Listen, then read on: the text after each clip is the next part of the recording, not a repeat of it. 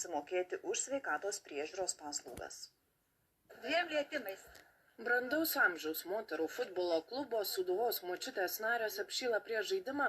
Viena vyriausių klubo futbolininkų 63 metų Rūta dalinasi geros savijautos receptais.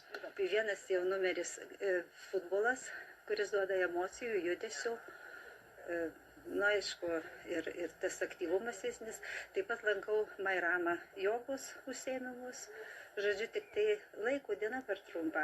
Aš supratau, kad yra gyvenimas gražus ir kad ilgiau būtų šiam pasaulyje, tai aš turiu sportuoti.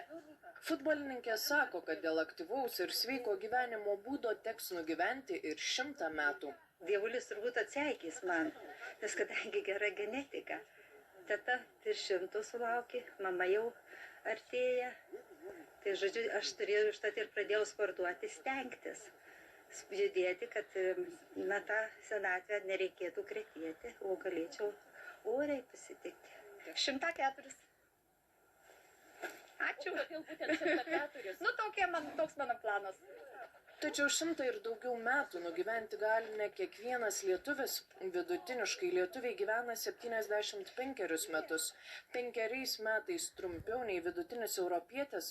Ir dėl to esame vieni paskutiniųjų Europoje. Trumpiau gyvena tik rumunai ir bulgarai.